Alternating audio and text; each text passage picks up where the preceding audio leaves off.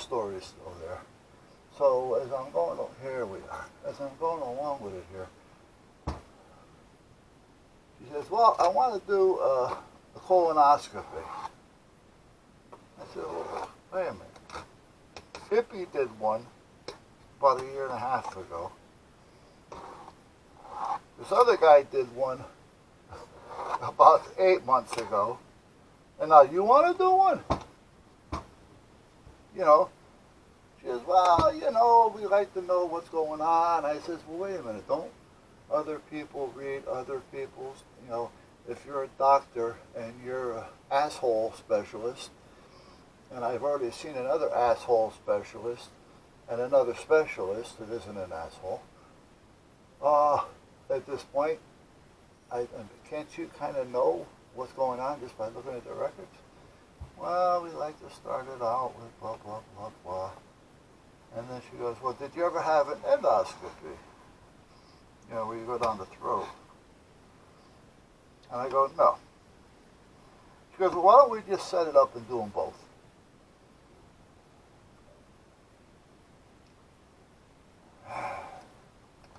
All right.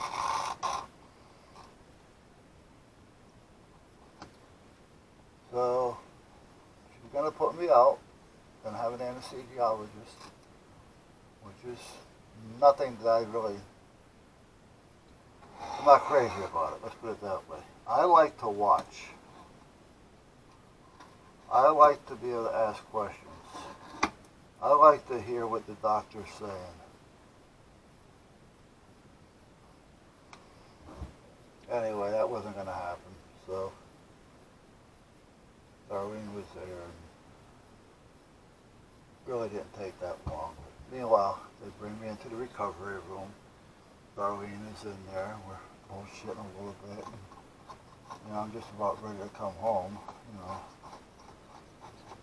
And the doctor comes in, and she says, "Everything looks good, not a problem."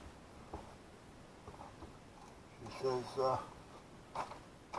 "Now here's another thing." She says, "There was a little polyp there, but nothing serious, but I removed it." Oh, wait a minute. 8 months ago, the guy said I had a little polyp, nothing serious, and he removed it. So you know what? I didn't believe either one of them.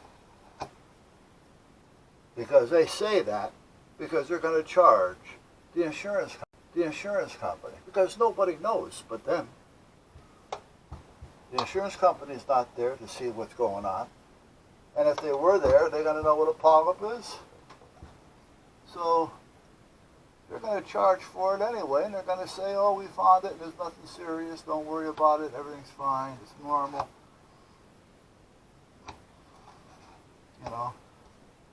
And meanwhile, nothing was done because there was nothing there. But again, they want to hit the insurance company up. And, doing the colonoscopy is one thing. That's a charge. But if they have to remove a polyp, oh, now we're talking here.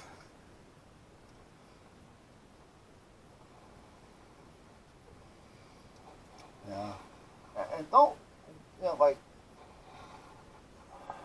people think about this, like insurance companies? Okay, they get funded, we're paying, the government pays, they're getting money, they don't care. I think people should start caring a little bit more how they spend other people's money. And never mind the greed. Well, if I don't do it, they're going to do it. Well, let them do it then. Doesn't mean you have to. You know the old story about the bridge, don't you?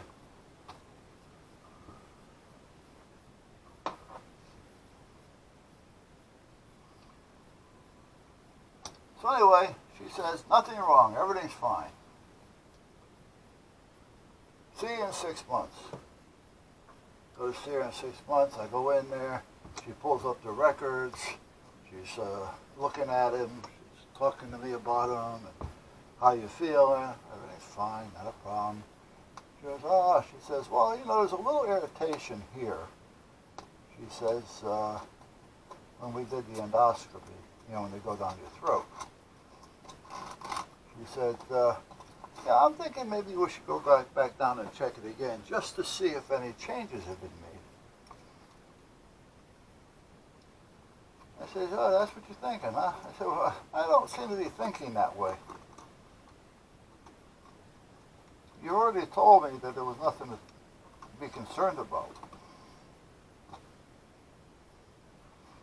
And you can tell, like you told me, that everything was basically normal for a person my age.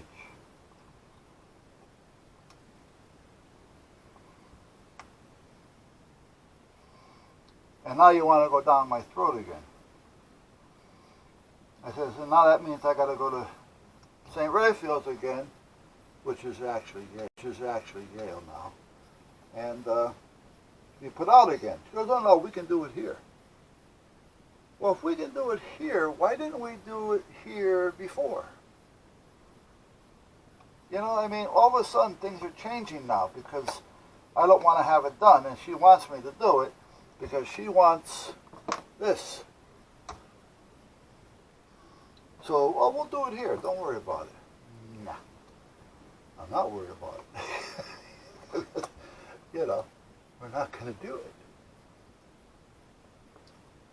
So she says, all right, but we're going to have to check up on you every now and then. How about if I set you up, you come in 2 months? Now, what I forgot to tell you here is that the first time they were on Montelise Avenue in a small building that used to be a hairdressing salon and a high-end clothing store for women. It was a small place, but they had a large waiting room, big windows. You're looking out, it was where all the clothing and things used to be, so you can see them from the street. And they had their receptionist right there, and that was large, not a problem. They had a hallway going to the back. They had bathrooms back there, and then they had bathrooms up in the front. And they had 1, 2, 3, 4, 5 examining rooms with everything needed. So they didn't have just a room with a table on it. Well, now, when I go back, we're not going there. We're going to their new building. But now they have to pay for this new building. And this one's on Main Street.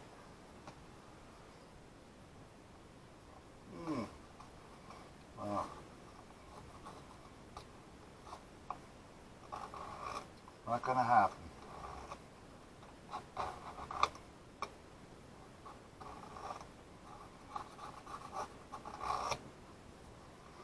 I am not going to pay for your new building.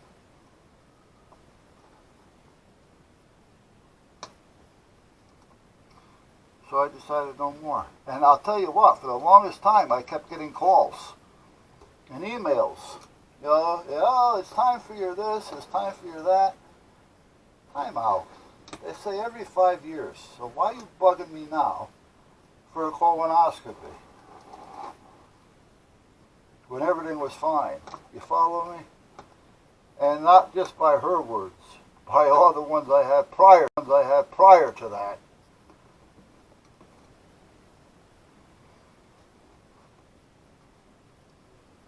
I think I was just an asshole because they were saying, oh yeah, oh yeah, all right.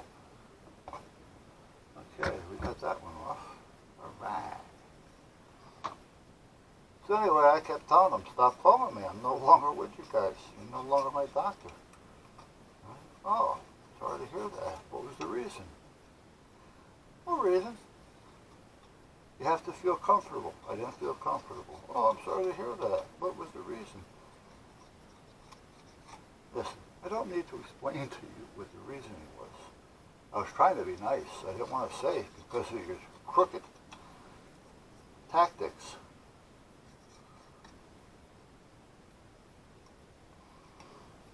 But But anyway,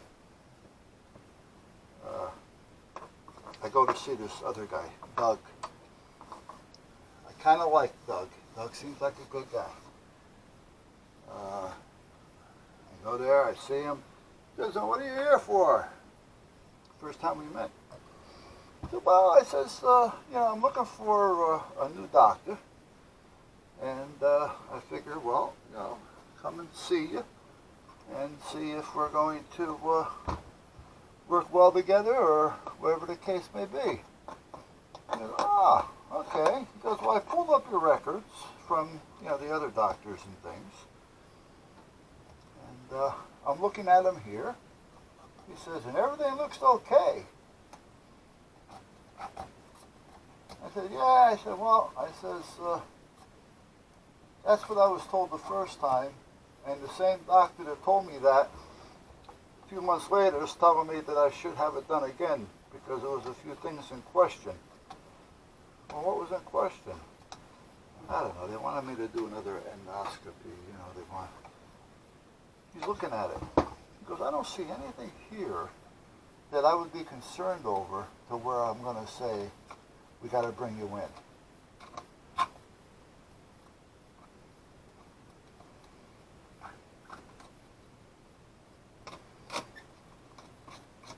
He said, "However, within the next year and a half, I would like to check it just to see if there's any changes." He goes, "But everything that you see here," he says, "is normal for a guy your age." I said, "Age? Why do you keep bringing up age?" And he starts laughing. So I kind of knew that we were going to be okay at this point. When he was feeling my side, I said, "Yeah, I think I pulled a muscle." "Muscle?" He said, "There ain't no muscle there." I slap him in the head because he was sitting down, lower than me.